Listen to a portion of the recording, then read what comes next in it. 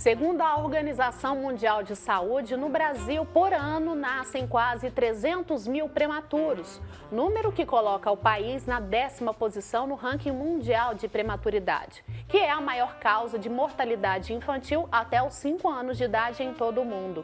A gente vai entender o que é, como prevenir o nascimento prematuro, com a diretora executiva da ONG Prematuridade.com, a Denise Sugitani. Ela está conosco aqui ao vivo. Denise, seja bem-vinda. Muito obrigada pelo seu tempo aqui com a gente, viu? Obrigada, Marina. Bom dia, Wilker, Marina, aos espectadores. Eu que estou muito grata e honrada de estar aqui hoje falando de um tema tão importante. Bacana. Vamos começar explicando então, Denise, para o pessoal de casa, o que é a prematuridade? Prematuridade. Então, bebê prematuro é todo bebê que nasce abaixo de 37 semanas de gestação, né? O ciclo completo da gravidez é de 40 semanas. Então, todo bebê que nasce com menos de 37 semanas, independente do peso, da nota que ele recebe quando nasce, né? O Apgar, independente de qualquer outro parâmetro, o que define a prematuridade é a idade gestacional. Então, abaixo de 37 semanas é um bebê prematuro. E como a gente sabe que o ciclo completo da gravidez é 40 semanas, é quando o bebê vai estar totalmente maduro para nascer, para vir ao mundo, todo bebê que nasce com um pouquinho menos de tempo, né, os prematuros, eles estão mais sujeitos a complicações de saúde, principalmente respiratórias, em função de que os pulmões são os últimos órgãos que se formam. Então, eles vêm, né, imaturos para o mundo, um pouquinho antes da hora. Essa é a definição. Tá certo, Denise, bom dia para você. Eu queria que você explicasse para a gente agora um pouco sobre o trabalho da ONG, como funciona e quais ações vocês desenvolvem. Então, nós somos a Associação Brasileira de Pais, Familiares, Amigos e Cuidadores de Bebês Prematuros, né? Somos conhecidos como ONG Prematuridade.com porque começamos com um blog, depois um site, viemos, né, de conteúdo da internet, para sermos uma organização da sociedade civil. E o nosso trabalho tem 2 eixos principais. O primeiro é a prevenção do parto prematuro e o segundo é, depois que a prematuridade acontece, de que maneira a gente pode atuar para melhorar, né, a qualidade de vida, para garantir um melhor prognóstico para o bebê e para as famílias, né? Porque quando nasce um bebê prematuro, nasce uma família prematura e isso tem um impacto para a vida deles, que não acaba quando o bebê vai embora da UTI, né? Tem impacto para o resto da vida. Então, a gente faz campanhas beneficentes, fazemos campanhas de sensibilização sobre o que é a prematuridade, quais são as causas e as consequências do parto prematuro. Trabalhamos com políticas públicas, com capacitação de profissionais de saúde, todas essas ações voltadas justamente para esses eixos, para a prevenção do parto prematuro e para garantir melhores, né, cuidados, mais saúde, qualidade de vida para esses bebês. A gente não quer só sobrevida, né? A gente não quer só que eles sobrevivam, mas a gente quer que eles tenham qualidade de vida também. E na questão de prevenção, quando a gente fala de prevenção de prematuridade, né, prevenção do parto prematuro, a gente tem que falar desde lá atrás, educação sexual para os nossos adolescentes, temos que falar sobre planejamento familiar, sobre, né, a mulher saber que ela tem que procurar, né, se ela puder procurar ajuda médica para ver como é que está a sua saúde, se está tudo certo com seus exames antes de engravidar, porque isso nos garante, né, que a chance de um parto prematuro é menor. O pré-natal, um momento tão decisivo, tão importante, que é lá, né, nos exames de consultas pré-natais que a gente consegue detectar muitos dos problemas que venham a causar um parto prematuro. E depois que o parto prematuro acontece, então a gente quer garantir mais qualidade de vida para esses bebês. Então, quanto mais capacitados estão os profissionais que atuam, né, com esses bebês, tanto na UTI quanto na atenção primária, né, nos postos de saúde, unidades básicas de saúde, os agentes comunitários de saúde, todos eles têm que estar capacitados, né, tecnicamente, para saber o que é a prematuridade, para identificar situações de risco e também capacitados no lado humano, né, no lado do acolhimento, que é tão importante também e tem um impacto para essas famílias. Com certeza, Denise. Agora, quais são as principais causas dos partos prematuros? Então, temos diversas causas. Muitas vezes até o parto prematuro acontece sem ter nenhuma causa aparente. A gravidez ela pode estar correndo tudo bem, nos exames tudo certo, né? Então a gente diz que a prematuridade ela não escolhe cor, classe social, raça. Muitas vezes ela acontece e a gente não entende o porquê. Mas existem algumas situações, né, de risco. Então, assim, tabagismo, diabetes, pressão alta, né? Tem alguns fatores da saúde materna prévios à gravidez que podem predispor a um parto prematuro, então por isso a importância de fazer exames antes mesmo de engravidar. Mas tem algumas situações que acontecem durante a gravidez que podem levar a um parto prematuro, como a diabetes gestacional, a pré-eclâmpsia, que é a pressão alta durante a gravidez, que é super de risco, né? Tanto para o bebê quanto para a mãe. A gente tem aqui no Brasil, né, questões relacionadas à vulnerabilidade social. Então, assim, gestação na adolescência, né? A gestação na adolescência e acima de 35 anos de idade da mulher, elas já são fatores de risco para um parto prematuro. Então, aqui no Brasil, a gente já melhorou muito os nossos números em relação à gestação na adolescência, mas precisamos melhorar muito mais, porque a gravidez na adolescência, ela traz mais risco de um parto prematuro. Gravidez acima de 35 anos também. E aqui no Brasil, nós temos também uma questão relacionada à cesariana eletiva, que é o parto cesáreo sem indicação médica necessariamente, né? Por preferência do médico, né? Por escolha da família. Muitas vezes se tem um tabu em relação ao parto natural, ao parto vaginal, né? De que é muito sofrido, muito dolorido. Mas, enfim, o que acontece? Como a contagem, né, das semanas gestacionais na gravidez, ela tem uma margenzinha de erro, ela pode ter uma margem de erro de 2, 3 semanas. Muitas vezes um parto agendado, achando que o bebê já está com 39 semanas, 40 semanas completas, esse bebê está com 36 semanas, 37 semanas e ele é um prematuro, né? Então, a gente não quer que isso aconteça. Então, por isso que é importante trazer a questão da importância do parto natural, de que se não há indicação médica, então, para cesárea, né, para cesariana, que não se faça, né, sem essa indicação médica. Então, são vários fatores que contribuem, né, para nós estarmos aí nesse ranking que não gostaríamos de estar entre os 10 países com maior número de partos prematuros. Tá explicado, Denise. Você falou que é mais importante do que simplesmente o bebê sobreviver, sair da UTI. Tem toda a questão da qualidade de vida. Queria que você explicasse para a gente um pouco mais sobre as sequelas que um bebê prematuro pode ter. Então, Wilker, dependendo do grau de prematuridade, né, de quantas semanas esse bebê nasceu, se ele nasceu de 30 semanas, de 28, 24, 23, 22 semanas, né, que a gente tem, já presenciamos, né, nascimento de bebês de 22 semanas, que é praticamente metade do ciclo da gestação. Então, dependendo do grau de prematuridade, quanto mais prematuro, maiores as chances de sequelas, né? E também dependendo das intercorrências que esse bebê tiver durante a internação na UTI neonatal, né? Dos problemas que ele venha a ter enquanto ele está ali com um suporte intensivo.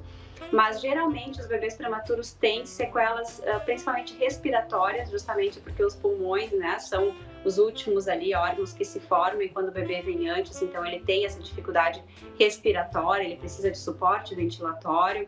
Então, muitas vezes isso, mas um bebê prematuro ele pode ficar com déficits visuais, de audição, enfim, cognitivos, pode acontecer, né? É muito comum os bebês prematuros, durante a sua internação, terem hemorragia intracraniana, então muitos deles ficam com sequelas neurológicas, paralisia cerebral, né? Então, déficits motores.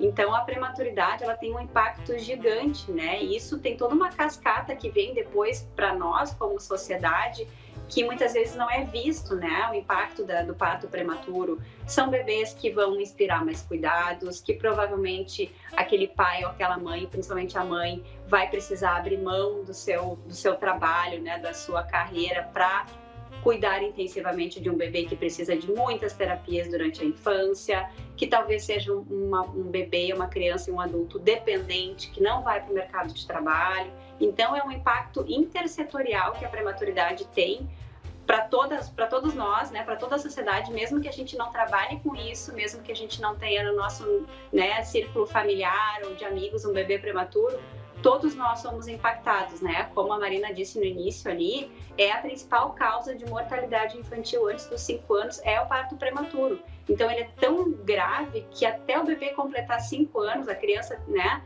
completar 5 anos, ele ainda pode ter um impacto na saúde dessa criança que pode levar a óbito. Então, é muito grave mesmo. Denise, qual que é a importância da amamentação para esses bebezinhos prematuros e de que maneira é possível oferecer essa amamentação a eles? Muito bom a gente estar falando sobre isso agora no agosto dourado, né, que é o mês da amamentação. Tivemos aí do dia 1º ao dia 7 a Semana Mundial de Aleitamento Materno e falamos muito sobre isso, que a amamentação do prematuro, ela é possível, né? E a gente deve estimular, todos nós devemos apoiar, é uma responsabilidade de todos, né? Proteger, promover e apoiar a amamentação dos bebês, principalmente dos bebês prematuros. Mas é um processo que pode ter um pouco mais de pedras no caminho, né? Porque a amamentação, ela não é um processo fácil, né? Existe uma tendência de romantizar, mas assim, é uma jornada individual para cada mulher e quase nunca é uma jornada fácil, assim. Então, com o prematuro, mais ainda, porque muitas vezes esses bebês nascem e eles são tão frágeis ainda que eles não recebem nem alimentação pelas vias enterais, né? Que passa pelo estômago, recebe alimentação pela veia, que é a nutrição parenteral total.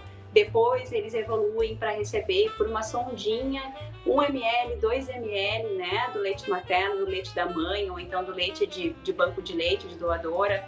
Mas a amamentação para o prematuro, né, não só para o prematuro, mas para eles principalmente, além da questão do vínculo materno, da proteção, né? Existe toda uma proteção do sistema digestivo desse bebê contra várias doenças, infecções, inclusive protege contra receber leite materno, protege o prematuro contra a enterocolite necrosante, que é uma situação grave de necrose do intestino, que para o prematuro é potencialmente fatal. Toda a questão de imunológica, né, de anticorpos que o leite materno passa para o prematuro. O leite materno é o alimento perfeito, né, ele é o padrão ouro, por isso que nós temos o agosto dourado. Ele é padrão ouro para o prematuro também, justamente porque ele vai prevenir doenças, infecções, ele vai estimular o vínculo. O bebê que recebe leite materno, que é amamentado depois, ele tem alta precoce da UTI. Então, é um ganha-ganha, assim, para a mãe também se sentir empoderada do cuidado do seu filho, se sentir realmente parte daquele momento. Então, o aleitamento materno é imprescindível para o prematuro, a gente sempre estimula, nem sempre ele vai acontecer, então é importante também a gente não pressionar tanto as mães, né, que a culpa é uma coisa inerente da maternidade, e para as mães de prematuros, mais culpa ainda, né? O que eu fiz para o meu filho nascer prematuro? Isso é uma coisa que ronda a cabeça das mães, e a gente não pode colocar mais uma culpa aí, né? Falando de por que não consegui amamentar, ou eu tenho pouco leite. O pouquinho de leite que ela tiver, que ela conseguir tirar do banco de leite para mandar para o seu bebê, aquele líquido vale ouro, né? Independente da quantidade. Tá certo, Denise. Eu queria falar com você sobre um assunto que eu não sei se ainda tem algo comprovado, né? Que é o impacto da Covid-19 nas grávidas. Tem algum estudo que já comprove que pode provocar, por exemplo, nascimentos prematuros? Então, Wilker, até acho que foi ontem ou anteontem eu li uma notícia falando que a Covid não traz impacto para a prematuridade, mas aí falava de um estudo feito no Canadá e tudo mais. E aqui no Brasil, a gente, né, através da ONG, temos contato aí com diversas centenas de UTIs neonatais pelo Brasil e com profissionais que estão na beira do leito, e nós temos sim relatos de mais casos de partos prematuros relacionados a mães infectadas por Covid. E muitas vezes essa mãe já em estado grave, no 3º trimestre de gravidez, internada na UTI adulto do hospital, e precisa se fazer então uma cesárea, uma intervenção, uma cesárea de emergência, porque aquele bebê está entrando em sofrimento. O bebê nasce prematuramente, né? E a mãe fica ali em estado grave, algumas vão a óbito. Então nós temos esses bebês que são prematuros, são mais frágeis, vão para a UTI e já estão ali órfãos, né? Nós temos casos de hospitais que observaram, comparando maio desse ano com maio do ano passado, um aumento de em torno de 20%, né, de casos de internação na UTI neonatal por casos de prematuridade. Então, acredita-se que sim, a Covid tem tido um impacto, né, na questão do parto prematuro, porque a gestação já é um momento que demanda muito mais da fisiologia do corpo da mulher, né? Onde a respiração já no final fica difícil, justamente por os órgãos estarem comprimidos ali pelo bebê, pela placenta, e a Covid muitas vezes agrava essa fisiologia natural, né, da gestação e pode trazer complicações, sim.